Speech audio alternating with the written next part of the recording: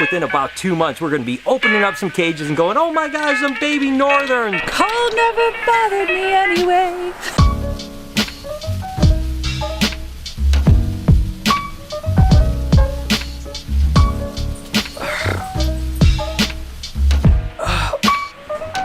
Hey, good morning, everybody. Welcome to the vlog. I hope the start of your day is absolutely incredible. You know, I think that the most difficult decision I have every day is what shirt to wear.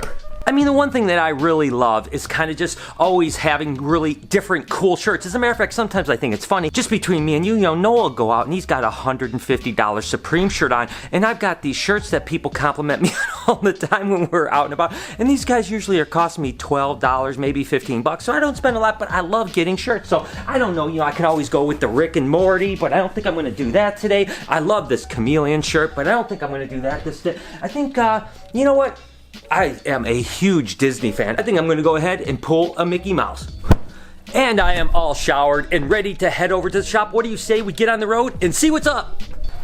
Here at the shop. That's right, I am back at the shop. And today I am actually going to do a little bit of a request. A bunch of people recently have said, Brian, can you show some Australian snakes? And the truth is that I don't have like a ton of Australian snakes, but I have some and I love them. So I'm going to kind of show off some of my Australian species. I've been to Australia 9 times and I absolutely love that country. It's one of my favorite places on the planet. They have so many cool animals. And for those of you that don't know, the problem is that Australia doesn't import or export any animals, so you can't get anything out of Australia now, and you can't send anything into Australia now without some extreme permit issues that are really just geared towards zoos. Regardless, a lot of animals came into the country back in the 60s and 70s, and to truth be known, I'm sure a lot of animals have been smuggled back and forth. I certainly do not like that type of stuff, but the truth is things like bearded dragons, for instance, were smuggled in, and Tom Crutchfield, a good friend of mine, has boasted about it for many years. Without him smuggling them into the country, there wouldn't be bearded dragons in the United States. So I just want to let you know that that's why you don't see more Australian animals, and that's why I don't personally have more Australian animals, because they're just a little harder to get. With that said, I am going to show you guys a handful of them, and then we're going to check in with Lori, and she can show some of her geckos that she's kind of excited about. Regardless, it's going to be an amazing day. Let's just having a great time and push all our problems aside for the rest of this vlog. Go down in the comments and tell me something awesome about yourself. Let me know what Australian animal you love the best. You guys know that I've started my Australian sleeve here with a koala. The rest is getting filled up. So let me know what your awesome Australian animal is.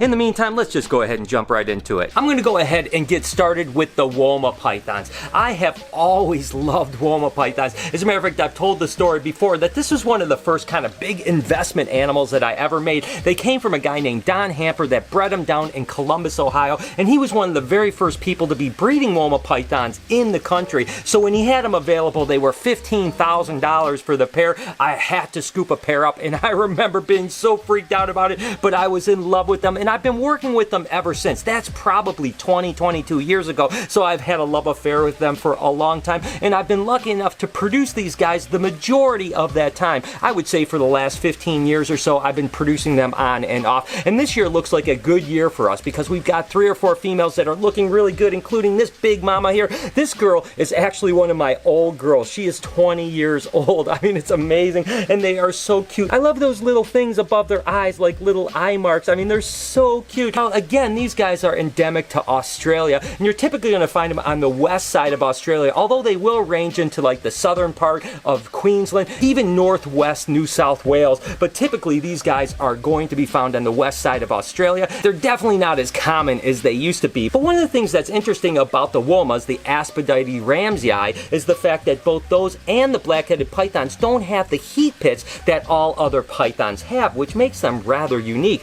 But you can see this is a big adult female. They'll typically only get 6 foot, maybe sometimes 6.5 foot. Again, this is a 20-plus-year-old female, so she's as big as she's going to get, and I think they are an absolutely incredible animal if you're ever thinking about getting one, because now they've come down in price and they're only a few $100s, sometimes even a little cheaper. These guys are an awesome python. And of course, the close cousin to the Woma python would be the black-headed python, or Aspidites melanocephalus. Geckos. Now these guys are found in basically the northern part, the top end of Australia, and they are a larger species, whereas the Woma typically will never exceed about 7 foot. These guys can literally sometimes get 10 or even 11 foot, and I've said this before, but I love this about these animals. Of course, that black on their head is for thermoregulation. In the wild, these guys will literally be able to just poke their head out of their crevice where they're typically going to be hiding and living, and they can actually take that sun and heat their entire body just through their head. What an amazing adaptation for such a cool animal. Now, the difference between the Woma pythons and the blackheads as far as babies go is that the blackheads are typically a little bit more picky. Womas oftentimes will eat without a problem whatsoever.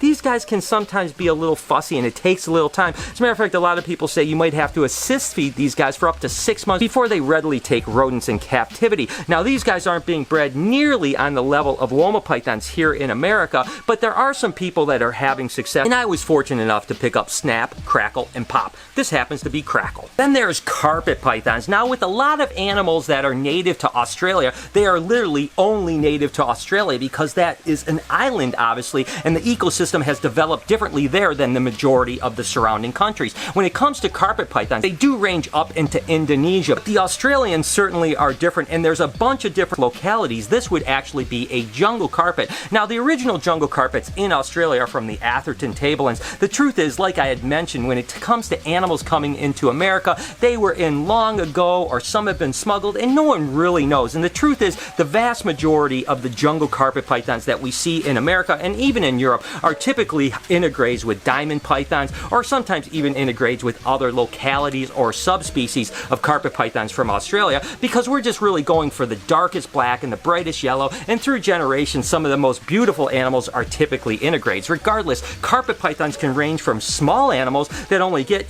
4.5 or 5 foot, and they can go to some larger localities that can get like 10 foot in length, and I think they're all amazing. This again is a jungle carpet. And this, of course, is Charles, the Centralian carpet pythons. This is probably one of my favorite of all of the localities or subspecies of carpet pythons, because they're one of the larger ones, but for whatever reason, they're kind of inherently really docile. I actually was able to see some of these guys in Alice Springs a couple years ago when I was there, and they were just as tame right out of the wild as they are in captivity. Such beautiful animals. And a guy named Casey Lazick out in the Seattle, Washington area was the first person to actually reproduce these in captivities, probably about 15 years ago. So they were definitely a big splash when it comes to them, and now they're really affordable and they are awesome. And this one here would actually be the pure Darwin's carpet pythons. Again, this one comes from the top end, and just like the Centralians, I've been lucky enough to go out and see Darwin's carpet pythons in the wild up in Darwin, Australia,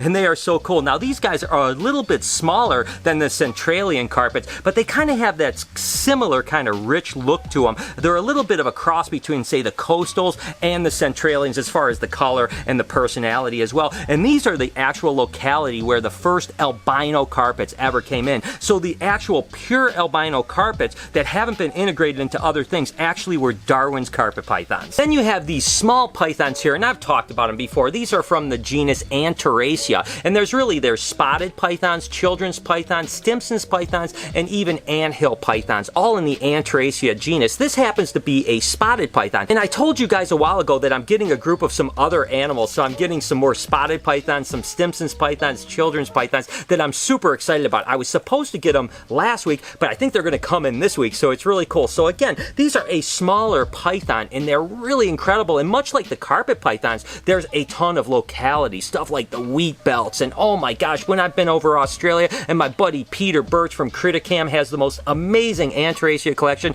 in the planet. I mean, he has hundreds and hundreds of animals that would just blow your mind. I wish we could get some of his animals over here, but like I mentioned earlier, you can't export out of Australia, which really just stinks. So when I go over and see his collection, I'm always like, I just can't take it that I can't actually own these amazing animals, but they're so cool. So if you want a python that doesn't get really large, but you're not into ball pythons, you want something maybe a little bit more active and kind of more slender, any of the Anteracia stuff is definitely right up that alley because they are super cool. And lastly, but certainly not least, when it comes to Australian reptiles that I work with, would be the blue-tongued skinks. And much like the carpet pythons, blue-tongued skinks will also range into Indonesia, but with the blue tongues from Indonesia, they're completely different than the ones from Australia. These happen to be the sunrise northern blue-tongued skinks, or intermedia. And they also have easterns and a whole bunch of other ones that are super cool that I absolutely love. So we have a bunch of pregnant female northerns right now. We're trying to breed the easterns, and we even have some Centralians, but it does look like we're going to have a good year when it comes to the northerns. But they're live bearers, so you never know. With any luck, within about 2 months, we're going to be opening up some cages and going, oh my gosh, some baby northerns. And this is one of my Centralians here. This is definitely one of my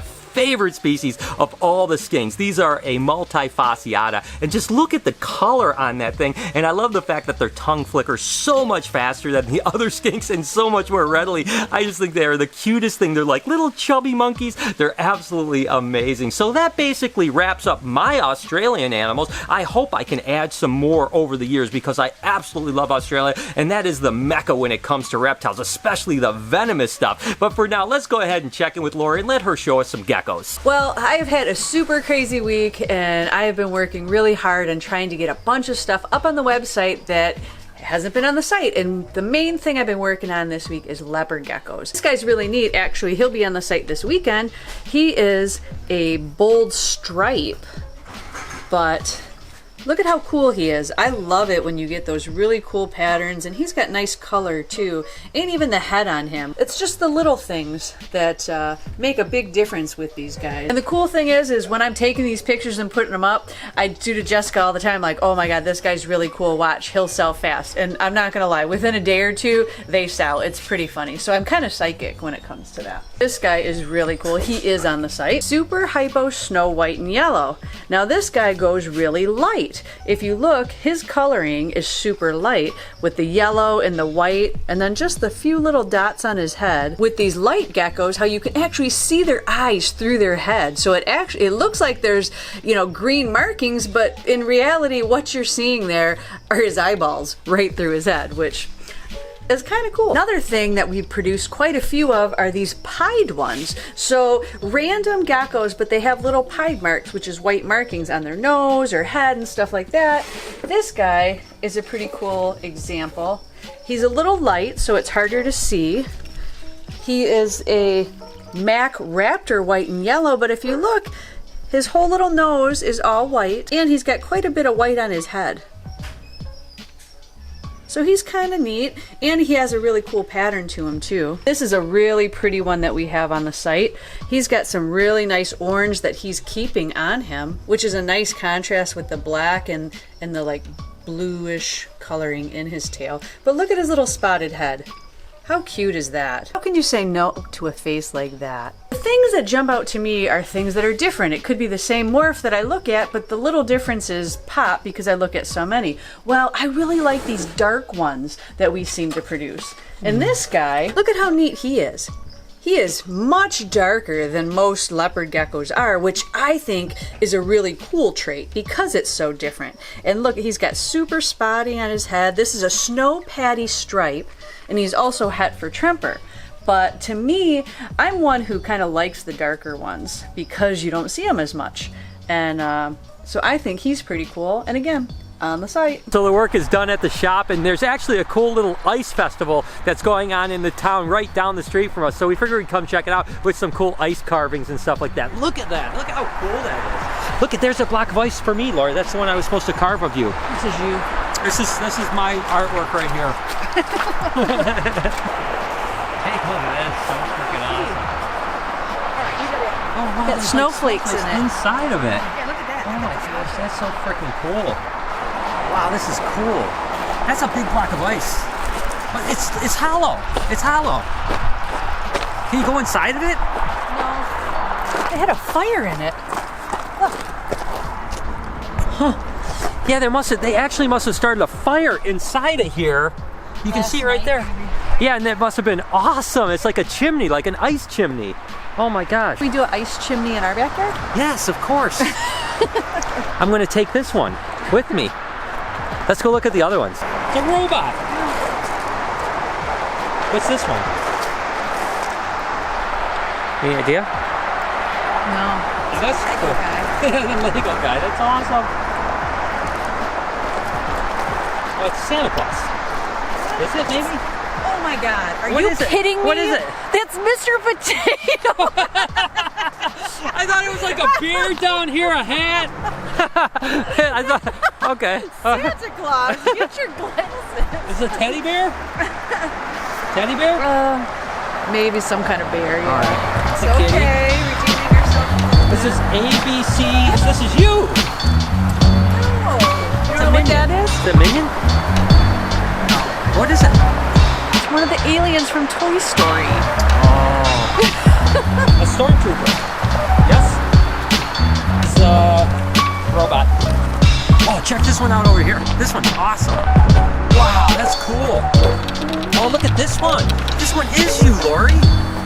It is not me, it's Elsa. Oh, it's Elsa. It looks just like you. Cold never bothered me anyway. Yes, now it got icy. It just amazes me that people can do that with ice. I mean, that's awesome. I really want to try to do that sometime. And there's this little area down here that's like city center that has these ice sculptures, but it's all up and down the street too, with just like dozens and dozens of them. And last night they were all lit up and really cool. We were gonna come down and we just didn't get a chance to because we got tied up with things, but it's still pretty cool during the day.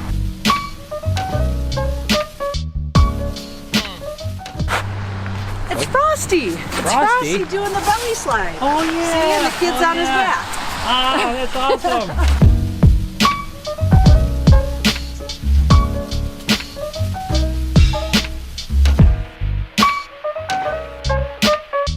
Alright everyone, so I'm going to go ahead and end the vlog here. I hope that you guys enjoyed this kind of departure into the cold with these ice sculptures, because I think they were absolutely amazing, and I hope that the rest of your day is absolutely incredible. Whether you're watching this in the day, night, whatever it happens to be, your support means the world to me, and I love you guys so much. Can you do me a couple favors before I get out of here? Can you smash that like button, as well as turn those post notifications on so you know when I upload a video, which is every day, 7 days a week at 9 o'clock in the morning Eastern Standard Time.